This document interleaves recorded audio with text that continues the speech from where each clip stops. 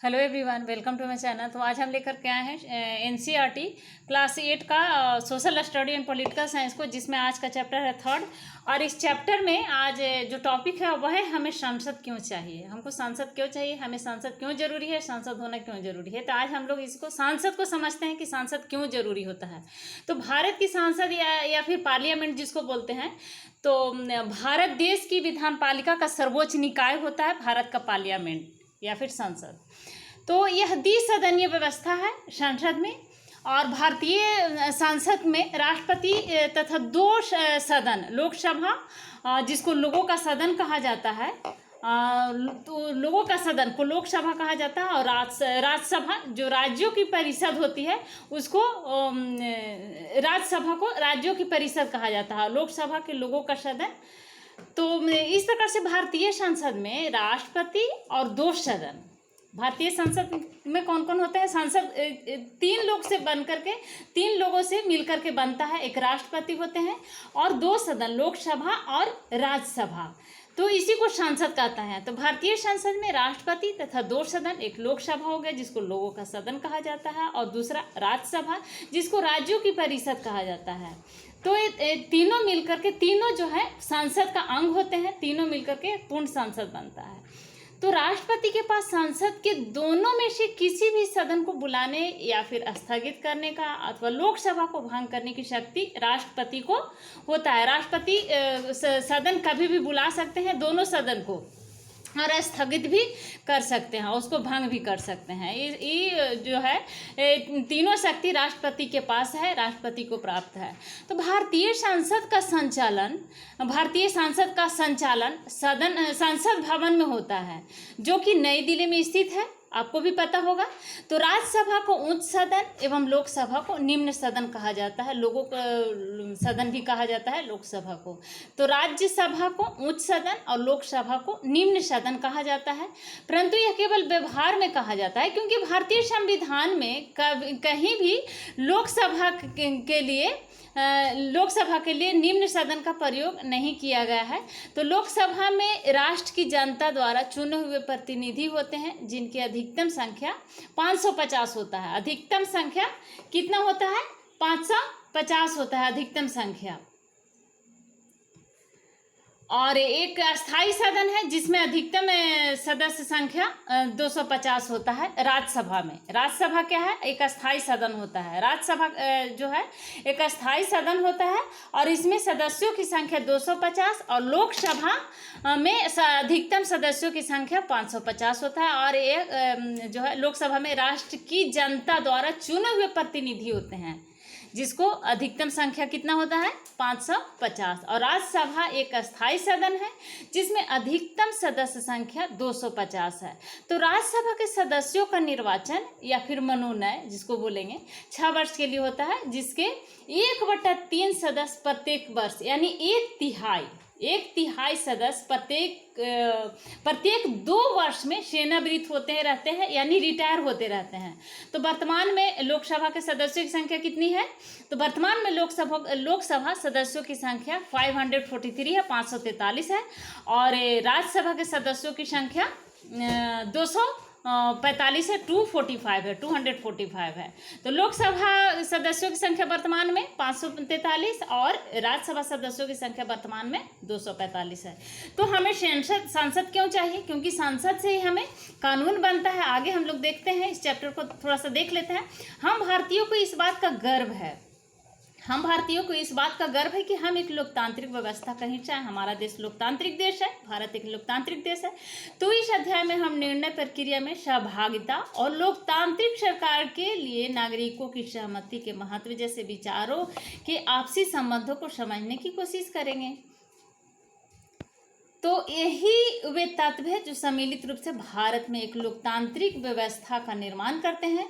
इस बात की सबसे अच्छी अभिव्यक्ति संसद के रूप में मिलती है, जो अभी हम लोगों ने संसद को समझा। संसद यानी पार्लियामेंट जिसको बोलते हैं, भारत देश की विधान पालिका का सर्वोच्च निकाय है। संसद क्या है?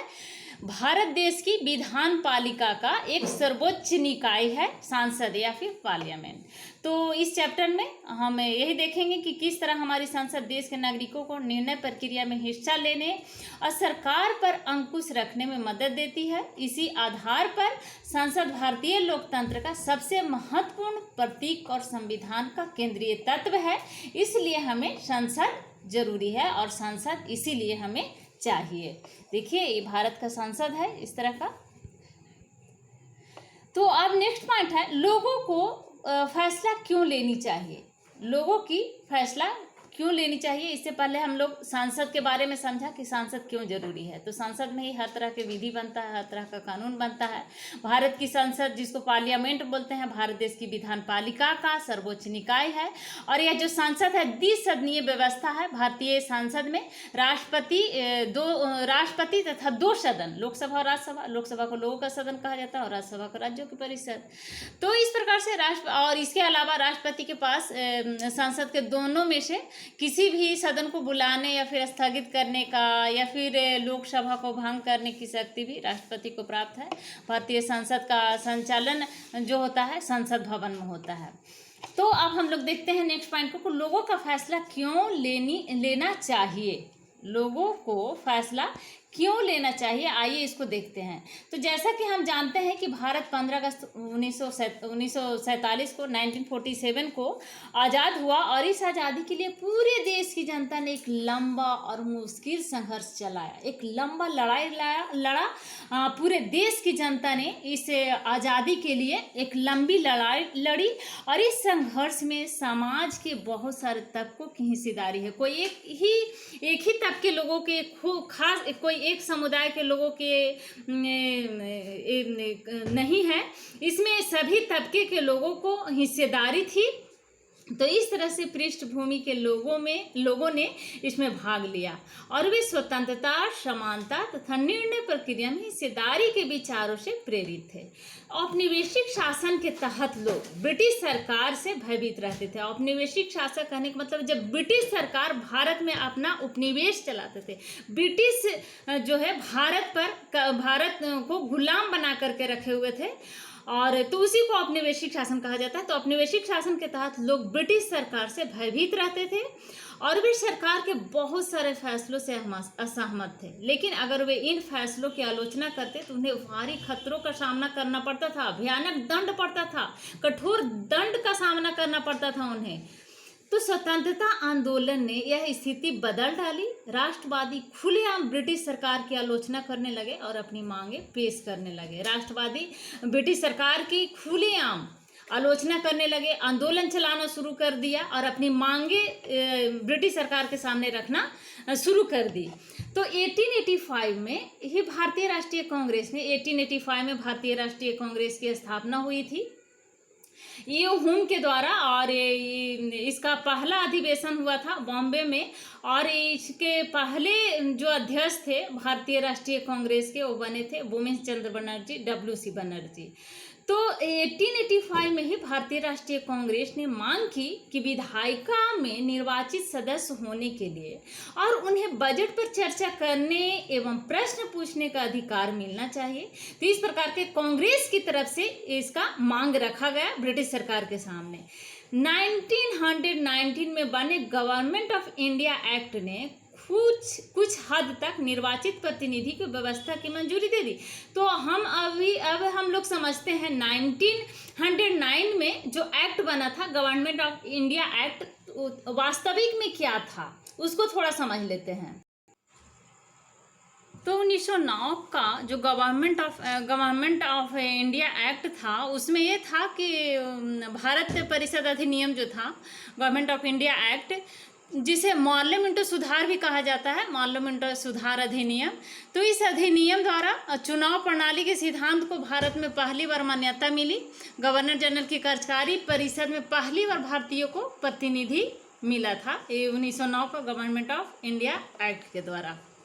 और साथ ही इस अधिनियम द्वारा मुसलमानों को प्रतिनिधित्व के मामले में विशेष रियायतें भी दी गई थी। मुसलमानों को केंद्रीय एवं प्रांतीय विधान परिषद में जनसंख्या के अनुपात में अधिक प्रतिनिधि भेजने का अधिकार दिया गया था।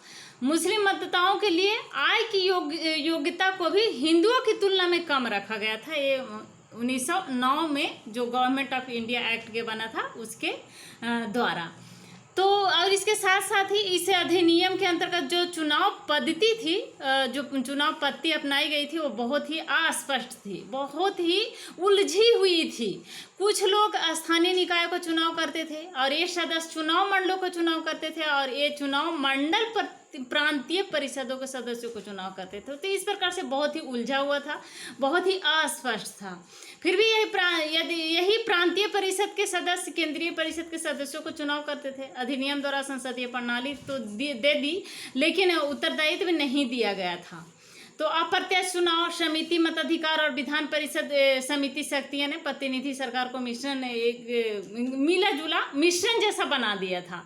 तो और इसके साथ साथ ही मार्ले ने स्पष्ट रूप से कहा था, ये जो 1909 का अधिनियम था, गवर्नमेंट ऑफ इंडिया एक्ट 1909 का, इसको मार्ले लाया गया था, मार्ले के द्वारा लाया गया था, इसीलिए इसको मार्ले मिंटो सुधार अधिनियम भी कहा जाता है। तो मार्ले ने स्पष्ट रूप से कहा कि यदि यह कहा जाए कि सुधारों के इस अध्याय से भारत में सीधे अथवा अवश्य भावी संसदीय व्यवस्था स्थापित करने अथवा होने में सहायता मिलेगी, तो मेरा इससे कोई संबंध नहीं होगा। ये मार्ले मिंटो का स्पष्ट रूप से कथन था। तो वास्तव में तो सरकार इन सुधारों द्वारा नरम पंथियों एवं मुसलमानों का लालच देकर, भारत में दो भागों में बट गए थे आंदोलनकारी, नरम पंथी और गरम पंथी।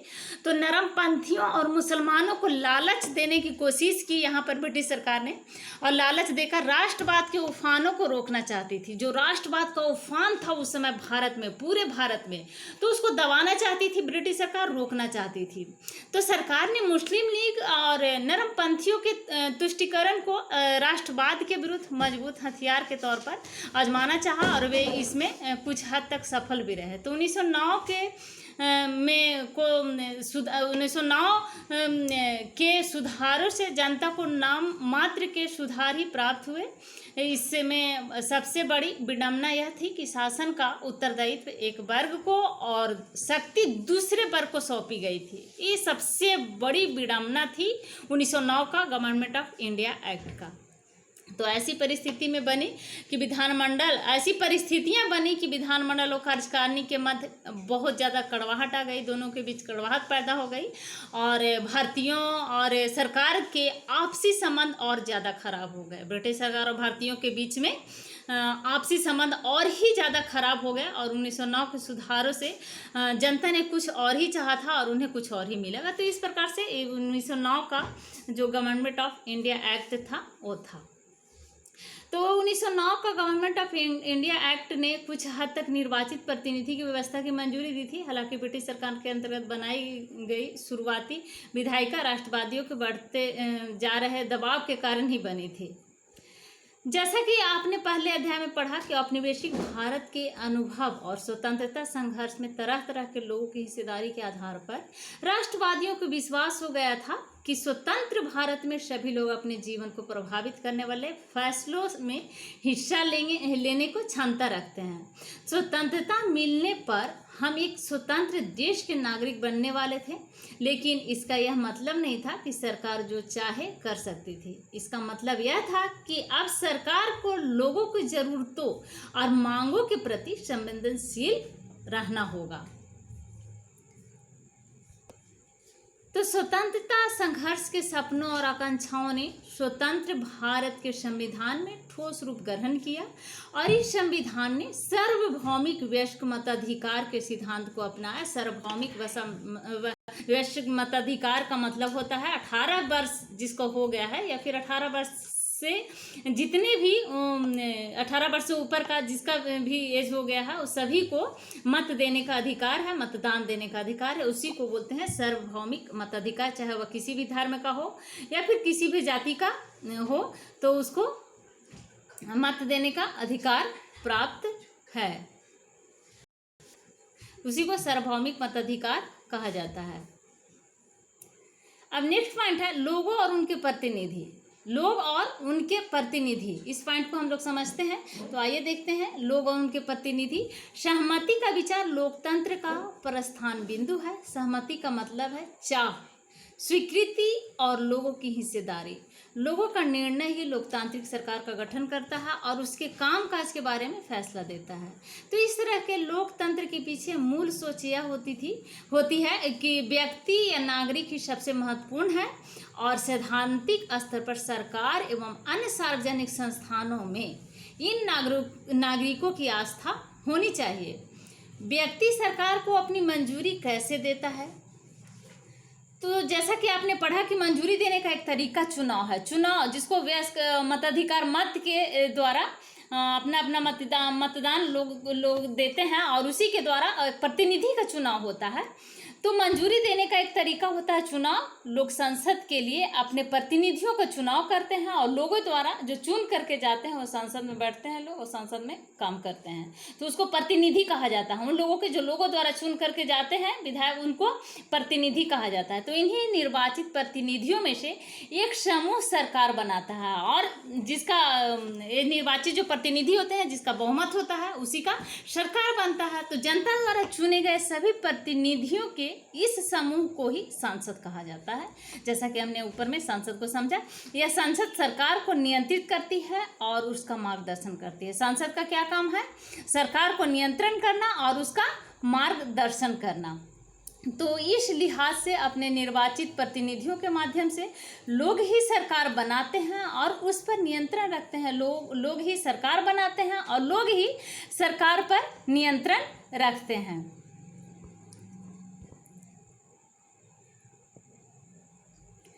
तो ये था चैप्टर में ज़्यादा कुछ खास पॉइंट था नहीं। संसद था, संसद क्यों ज़रूरी है और प्रतिनिधि किसको कहते हैं? तो लोगों द्वारा जो चुन करके जो जाते हैं उसको प्रतिनिधि कहा जाता है। संसद में जो जाते हैं लोग, तो लोग जो उसको चुनते हैं उसको प्रतिनिधि कहा जाता है और यही संसद में जाकर के सरकार को नियंत्रण करती है। यह संसद सरकार को नियंत्रण करती है और उसका मार्गदर्शन करती है। तो इस लिहाज से निर्वाचित प्रतिनिधियों के माध्यम से ही लोग ही सरकार को बनाती है और लोग ही सरकार को चलाती है। उस पर नियंत्रण लोगों के द्वारा ही होता है।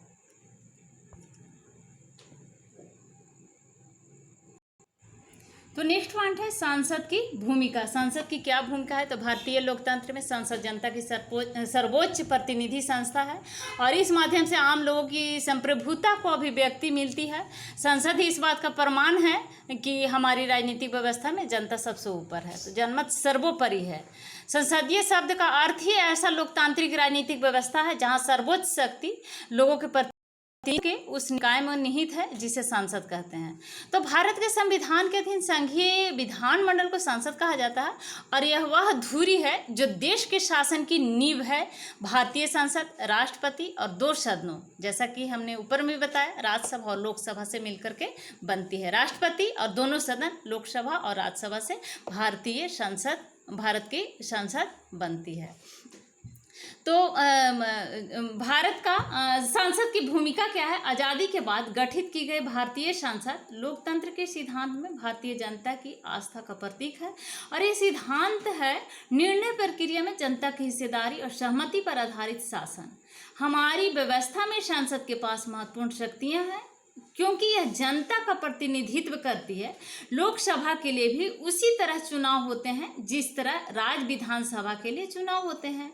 तो आमतौर पर लोग सभी के लिए हर 5 साल में चुनाव करवाए जाते हैं।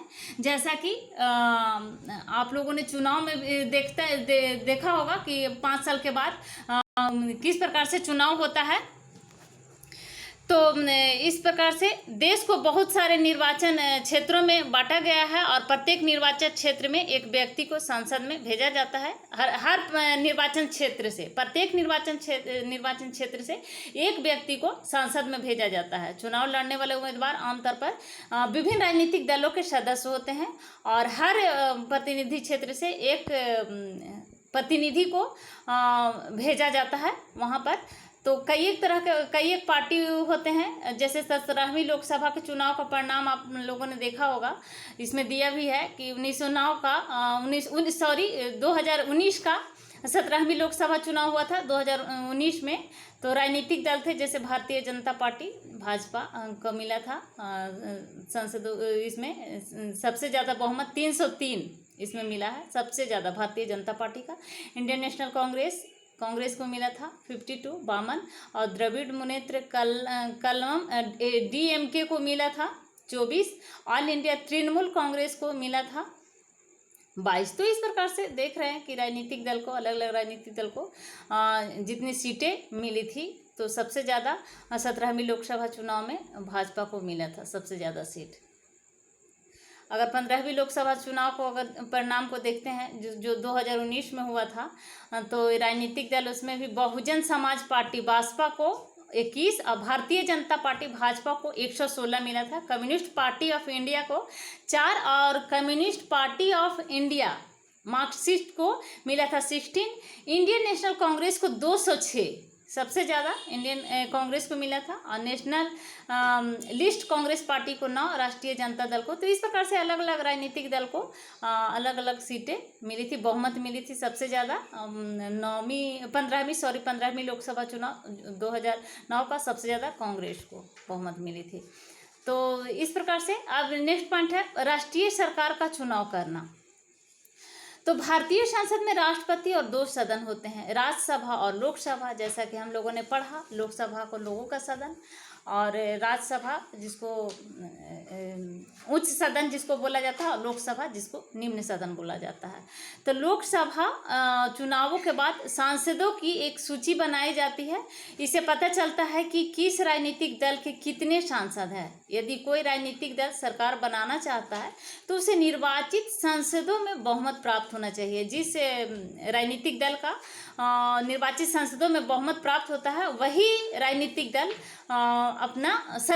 वही राजनीतिक दल सरकार बनाती है। चूँकि लोकसभा में कुल 543 निर्वाचित सदस्य हैं, और दो सदस्य और मनोनीत किए जाते हैं राष्ट्रपति के द्वारा। तो इसलिए बहुमत हासिल करने के लिए लोकसभा में किसी भी दल को, चाहे वह कोई भी दल का हो, तो किसी भी दल के पास कम से कम 272 और 2 मनोनीत किए जाएंगे, 2 सदस्य, तो हो जाएगा 74। तो 272 सदस्य होनी चाहिए कम से कम। तो संसद में बहुमत प्राप्त करने वाले दल या गठबंधन का विरोध करने वाले सभी राजनीतिक दल विपक्षी दल कहलाते हैं। सरकार के जो अगेंस्ट में होते हैं सभी राजनीतिक दल, उसको विपक्षी दल कहा जाता है।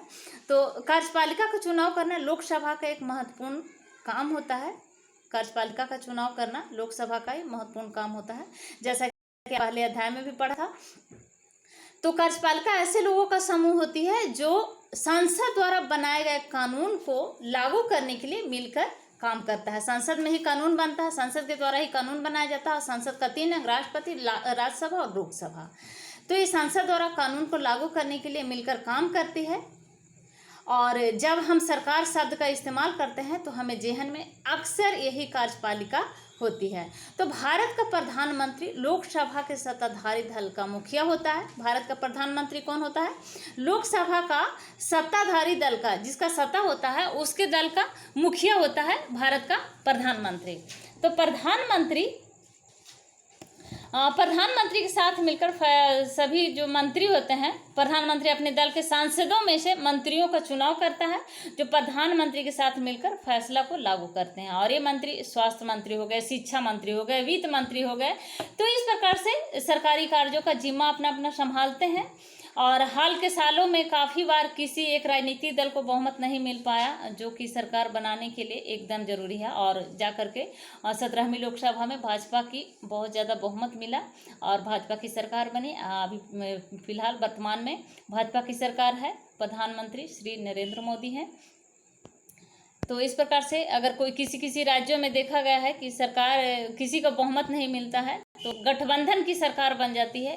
दो या 3 दल मिल करके, कई एक दल मिल करके एक आपस में गठबंधन की सरकार बना लेते हैं, तो उसी को बोला जाता है गठबंधन की सरकार। तो नेक्स्ट पॉइंट है सरकार को नियंत्रित करना और मार्गदर्शन देना और जानकारी देना। तो जब संसद का सत्र चल रहा होता है तो उसमें सबसे पहले प्रश्नकाल होता है। प्रश्नकाल का समय होता है सबसे पहले, जब संसद का सत्र जब चलता है तो कम से कम साल में 2 बार संसद का सत्र होना जरूरी होता है, 6 मंथ में 1 बार। तो जब संसद का सत्र चल रहा होता है तो उसमें सबसे पहले प्रश्नकाल का समय आता है। प्रश्नकाल एक महत्वपूर्ण व्यवस्था है और इसके माध्यम से संसद सरकार के कामकाज के बारे में जानकारियाँ हासिल करते हैं। इसके जरिए संसद कार्यपालिका को नियंत्रण करती है। सवालों के माध्यम से सरकार को उसकी खामियों के प्रति आगाह किया जाता है। सरकार को सवालों के माध्यम से जो उनमें खामियां होती है, जो उनसे गलतियां होती है, या फिर जो काम वो नहीं कर पाते हैं, उसको उससे आगाह किया जाता है सरकार को। तो इस तरह सरकार को भी जनता के प्रतिनिधियों यानी सांसदों के जरिए जनता की राय जानने का मौका मिलता है। तो सरकार से सवाल पूछना किसी भी सांसद की बहुत महत्वपूर्ण जिम्मेदारी होती है। सांसद का काम ही होता है सरकार से प्रश्न पूछना, क्योंकि लोगों की जिम्मेदारी होती है। वो जो प्रतिनिधि बनकर लोगों द्वारा चुन करके जो जाते हैं, प्रतिनिधि बन के जाते हैं, लोगों का सवाल पूछना उनका काम है। लोकतंत्र के स्वस्थ संचालन में विपक्षी दल एक अहम भूमिका अदा करते हैं लोकतंत्र में। तो वे सरकार की नीतियों और कार्यक्रमों की कमियों को सामने लाते हैं। विपक्षी दल क्या करते हैं? सरकार को जो नीतियां होती है, जो कार्यक्रम में जो कमियां आती है, उसको विपक्षी दल सामने लाते हैं। जैसे आप लोगों ने अभी अभी देख रहा होगा, कोरोना के समय में सरकार पर किस तरह से विपक्षी दलों द्वारा हमला होते रहता है और अपनी नीतियों के लिए जन समर्थन जुटाते रहते हैं। विपक्षी दल का काम होता है। तो इस चैप्टर में देखिए, सांसद में पूछे गए एक प्रश्न का उदाहरण है लोकसभा का आंतरिक प्रश्न, अतारांकित प्रश्न जिसको बोलते हैं। प्रश्न संख्या 48 दिया गया है और डेट भी दिया गया है 15 दिसंबर 2017 को उत्तर देने के लिए। और इसमें प्रश्न जो पूछे हैं वो डॉक्टर मनोज राजौरिया और उत्तर देने वाले डॉक्टर वीरेंद्र कुमार हैं। तो इस प्रकार से प्रश्न उत्तर प्रश्नकाल का समय में संसद में होते रहता है। तो सांसदों के प्रश्नों से सरकार को भी महत्वपूर्ण फीडबैक मिलता है। इसके चलते सरकार चुस्त और दुरुस्त रहती है, काम करने में अग्रेसिव होती है, और जो उनके जो कमियां होती है वो भी सरकार को आईना दिखाने का एक काम करती है विपक्ष। इसके अलावा वित्त से संबंधित सभी मामलों में सांसद की मंजूरी सरकार के लिए बहुत महत्वपूर्ण होती है, और यह उन तरीकों में से एक है जिसके माध्यम से सांसद सरकार को नियंत्रित करती है, उसका मार्गदर्शन करती है और उसको सूचित करती है। जनप्रतिनिधियों के रूप में सांसद को नियंत्रित, निर्देशित और सूचित करने में सांसदों की एक अहम भूमिका होती है, और यह भारतीय लोकतंत्र का मुख्य आयाम है। संसद का और काम है, जैसा कि हमने पहले भी बताया कि सांसद का काम है कानून बनाना। तो कानून बनाना संसद का एक महत्वपूर्ण काम है, और इसके बारे में हम आगे भी पढ़ेंगे और चर्चा होगा। और नेक्स्ट पॉइंट है, संसद में कौन लोग होते हैं। तो संसद में विभिन्न पृष्ठभूमि वाले लोगों की संख्या बढ़ती जा रही है। जैसे कि अब ग्रामीण पृष्ठभूमि वाले सदस्यों की संख्या पहले से ज़्यादा है। बहुत सारे क्षेत्रीय दलों के सदस्य भी अब बढ़ गए हैं। जिन समूहों और तबकों का अब तक संसद में कोई प्रतिनिधि नहीं था, वे अब भी चुनाव जीतकर आने लगे हैं। तो अब वो इस प्रकार से चुनाव जीत करके आने लगे हैं। दलित और पिछड़े वर्गों की भी राजनीतिक हिस्सेदारी बढ़ रही है, और इसका तालिका भी दिया गया है लोकसभा चुनाव का, जो 1951 से 52 में दिया गया है। मतदान प्रतिशत भी दिया गया है, पहली, चौथी, पाँचवीं, छठी, आठवीं। तो इस प्रकार से इसको देख सकते हैं। और ये जो है प्रतिनिधिमूलक लोकतंत्र अपने समाज को पूरे तौर पर सही ढंग से प्रतिबिंबित नहीं कर सकता है, और यह बात साफ दिखाई देने लगेगी कि जब हमारे हित और अनुभव अलग अलग होते हैं तो एक समूह के व्यक्ति सबके हित में आवाज़ नहीं उठा सकती। इसी बात को ध्यान में रखते हुए संसद में कुछ सीटें अनुसूचित जातियों यानी एससी और अनुसूचित जनजातियां एसटी के लिए आरक्षित की गई है। एससी और एसटी के लिए सीट जो है कुछ आरक्षित कर दिया गया है। ऐसा इसलिए किया गया है ताकि इस चुनाव क्षेत्र से केवल दलितों और आदिवासी उम्मीदवार ही जीतें और संसद में उनकी भी उचित हिस्सेदारी हो। तो उनमें से उम्मीद की जाती है कि वे दलितों और आदिवासियों की जिंदगी से जुड़े मुद्दों को ज़्यादा अच्छी तरह संसद में उठा सकते हैं, इसलिए उनके लिए सीटों को आरक्षित किया गया है। इसी प्रकार हाल ही में महिलाओं के लिए भी सीटों का आरक्षण का सुझाव पेश किया गया है, और इस सवाल पर अभी भी बहस जारी है। 60 साल पहले संसद में केवल 4% महिलाएं थी, आज भी उनकी संख्या केवल 11% ही है। अभी तो कुछ बढ़ा भी है। तो इस प्रकार से अभी महिलाओं के लिए भी सीट आरक्षित की गई है। तो इस तरह से मुद्दों की वजह से आज हमारा देश ऐसे कुछ मुश्किल और अनसुलझे सवालों से जूझ रहा है कि क्या हमारी लोकतांत्रिक व्यवस्था वाकई प्रतिनिधि है या फिर नहीं। तो हम ऐसे सवाल पूछ सकते हैं और उनके जवाब ढूंढने की कोशिश कर रहे हैं। यह बात लोकतांत्रिक शासन व्यवस्था की ताकत है और उसमें भारत के लोगों की आस्था को झलकाती है, भारत के लोगों की आस्था की झलक मिलती है। तो ये थे आज के हमारे क्लास 8 का चैप्टर 3 और इसका टॉपिक था हमें सांसद क्यों चाहिए। तो आशा है आप लोगों ने अच्छी तरह से इस चैप्टर को समझ लिया होगा। सांसद क्यों चाहिए, सांसद क्यों जरूरी है, सांसद की भूमिका क्या है, और उसमें जो दिया हुआ था 1909 का भारतीय जो एक्ट आया था भारत में, तो उसको जिसको मार्ले मिंटो सुधार एक्ट कहा जाता है, मार्ले मिंटो सुधार, क्योंकि मार्ले मिंटो के द्वारा लाया गया था उस एक्ट को, 1909 का एक्ट को, जिसमें निर्वाचित प्रतिनिधियों की बात कही गई थी, अलग अलग निर्वाचित प्रतिनिधियों की बात की गई थी उसमें। तो अगर अभी आप लोगों को उसके बाद भी 1909 का इसके अलावा बहुत सारे एक्ट लाया गया था। 1909 के बाद 1919 का एक्ट आया था, 1933 का एक्ट आया था। तो इस तरह से कई लगातार एक्ट आते गया। तो अगर अभी तक आपने मेरे चैनल को सब्सक्राइब नहीं किया है तो प्लीज़ मेरे चैनल को सब्सक्राइब करें, लाइक करें और शेयर करें। अगर एक्ट के बारे में जानना है तो हमारा इस चैनल पे सारे एक्ट को हमने पढ़ाया है, उसको आप प्लेलिस्ट में जा कर के उसको उस वीडियो को देख सकते हैं। तो थैंक यू।